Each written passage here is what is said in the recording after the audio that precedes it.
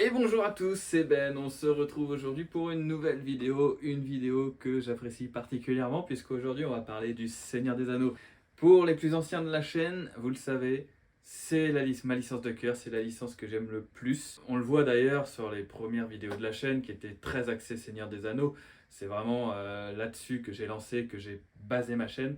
Aujourd'hui, voilà, je fais pas mal de Lego, donc j'aime parler de tous les Lego que je fais, mais particulièrement aujourd'hui avec le Seigneur des Anneaux. Du coup, je vais commencer à faire mon étagère, mon espace sur les Lego Seigneur des Anneaux.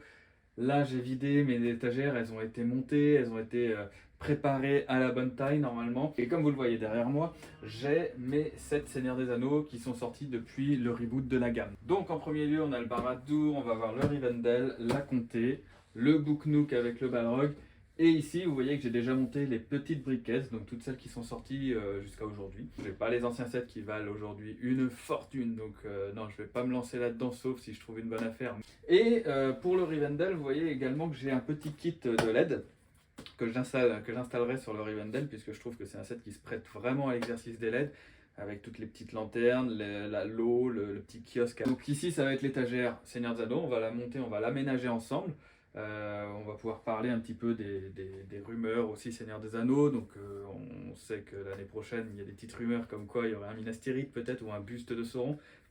On croise les dents, on n'a pas eu de Minas Tirith encore pour le moment. J'espère que cette gamme va continuer à être faite chez Lego et va continuer à s'étoffer. Puisqu'on a un set par an, bon 2 cette année avec le Balrog, mais bon j'aimerais qu'ils en fassent un tout petit peu plus. Et voilà, et si jamais ils le font effectivement, c'est une gamme que je vais faire normalement à fond, quitte à faire de la place en enlevant un petit peu d'autres gammes, mais c'est vraiment, comme je vous disais, mon thème de cœur. Quoi qu'il en soit, aujourd'hui, on va commencer à aménager l'espace. On va commencer par le Barad-dûr, donc je vous emmène tout de suite. Je vais vous parler rapidement du set avant que je commence le montage. Bon, je vais pas en faire une review très complète puisqu'il est sorti il y a plus d'un an, donc ça ne ferait pas de sens. Voilà, le set est sorti du coup en juin 2024. On est un peu plus de 5400 pièces, donc un gros set. Ici, on voit qu'il fait 83 cm de haut. Comme vous avez pu voir sur le plan d'avant, j'ai fait quand même un espace assez grand pour qu'il puisse passer. Donc un set plutôt massif, plutôt imposant. Quand on l'a dans sa collection, on le remarque. Moi, je le trouve très réussi. Ici, quand on retourne, bon, on a toute la face arrière du bâtiment avec des pièces plus ou moins intéressantes. La salle du trône de Sauron est très très belle, moi je trouve. La salle pour dîner, bon, je trouve un peu moins d'intérêt.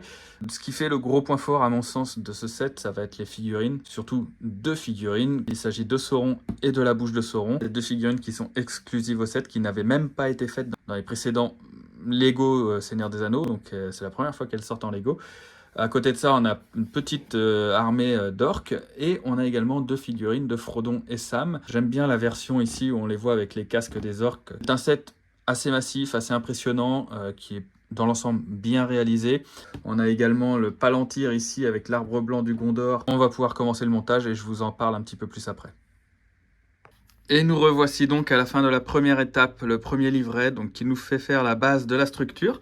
Ici, nous avons donc la base de Barad-dûr, donc comme je l'avais dit, qui est assez imposant. Hein, vous voyez, ma main, il faut bien ça pour avoir les 83 cm de haut de la structure.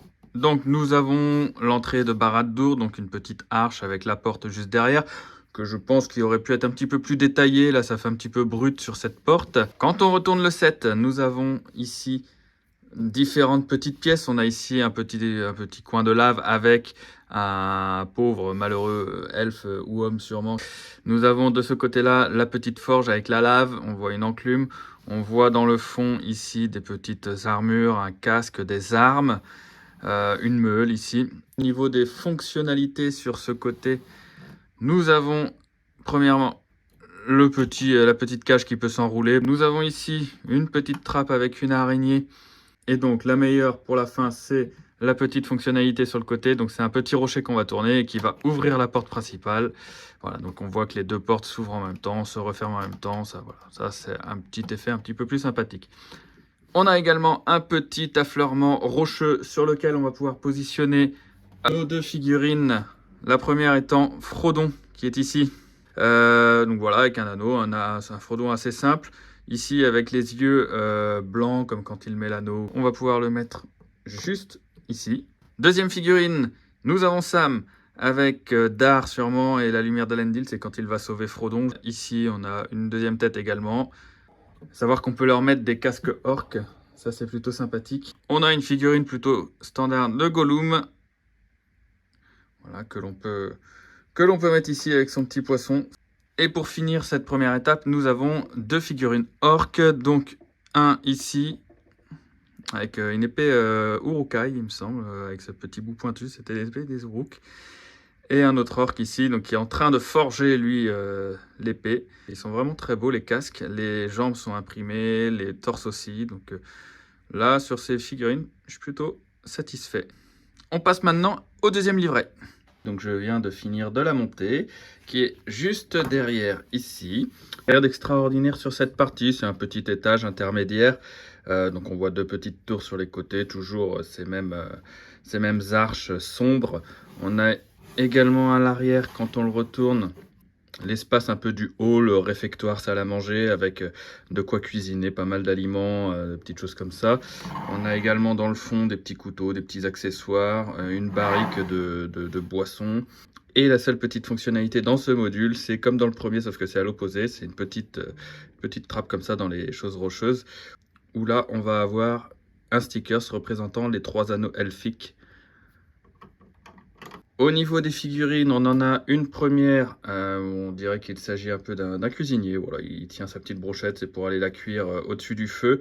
Un orc encore, des typographies assez jolies sur les jambes, sur le torse, qui varient un petit peu des premiers, donc ça c'est pas mal. Le deuxième, c'est également un orc, là plus guerrier, du coup avec la même épée qu'on a vu dans les premiers et le bouclier. Donc voilà, il ressemble pas mal au premier, mais ça fait toujours un orc de plus pour faire une armée. Et la troisième figurine, il s'agit de Gottmog. Donc lui, c'est un chef orc qu'on voit dans le troisième film. C'est celui qui est tout défiguré. Là, on voit bien que le côté là est pas pareil que l'autre. Voilà, en tenue de guerrier aussi, assez simple. J'aurais préféré une petite tête un petit peu unique, moulée, avec tous ses défauts. Comme c'était un personnage, un chef et un personnage un peu unique, ça aurait été sympa. Et nous voici à la troisième partie. Donc pour cette partie, j'ai dû prendre la caméra à la main parce que c'est assez grand et que ça rentrait pas trop dans le cadre autrement. Donc il s'agit du haut de la tour. Quand on monte, on voit bien l'œil de Sauron. Donc là, la partie pour moi la plus intéressante à monter, on a la partie que je préfère, donc c'est cette salle du trône, avec le petit mécanisme quand on tire. On voit qu'on a le palantir avec l'arbre blanc du Gondor qui est en flamme à l'intérieur, le trône de Sauron, les deux étendards, donc ça c'est assez sympathique. Quand on monte, on voit le petit bureau je sais pas, de Sauron ou de la bouche de Sauron, avec la côte de Mithril de Frodon qui est juste ici.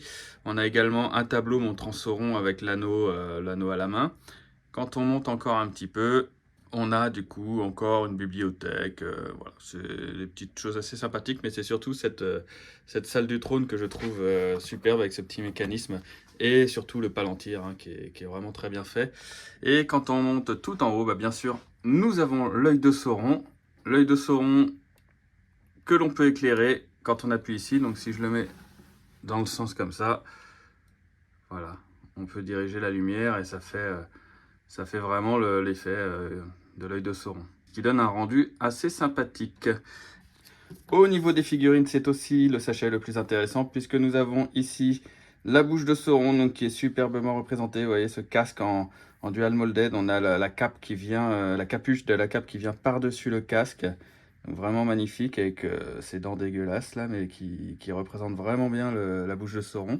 Et nous avons le Seigneur des Lieux, Sauron lui-même, le Seigneur du Mal. Donc pareil, son casque qui est magnifique. Petit regret sur la masse, puisqu'on assemble 2-3 pièces. J'aurais préféré une petite pièce un peu unique qui représente mieux la masse. Voici le casque qui est avec le haut de son armure qui recouvre les épaules. Et ici, nous avons Sauron, donc sa tête. On voit bien qu'il y a les yeux enflammés, ainsi qu'une partie du visage, même si on ne le voit pas, avec sa cape. Et on se retrouve après avoir fini ce montage, donc plusieurs jours après le début de la vidéo, j'ai pas tout fait d'une traite, où là maintenant on va assembler la tour, puisque j'ai les 3 parties distinctes. Donc on va commencer par prendre la base. Hop. Il va venir ici. Ce qui est bien, c'est qu'ils ont fait une sorte de rail comme ça, dans lequel on va pouvoir glisser les différentes parties. Donc je prends la deuxième partie.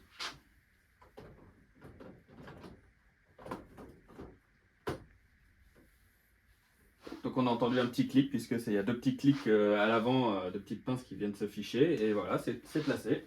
Et pour la troisième, la tour, Essayez de pas faire de bêtises.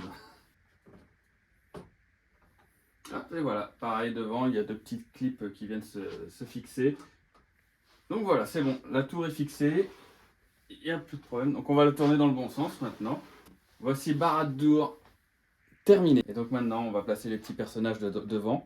Donc moi, ce que j'utilise pour placer les personnages, ce sont les petites plates comme ça qu'on a souvent dans les séries de mini-figurines. Comme ça les empêche de tomber, elles restent bien stables. Et on peut les exposer à l'avant. Voilà, donc j'espère que la vidéo vous aura plu. Rendez-vous bientôt pour d'autres Seigneurs des Anneaux. Voilà, j'ai d'autres sets à monter comme je vous ai montré au début de vidéo. Puis j'espère que ça vous plaira. Salut tout le monde!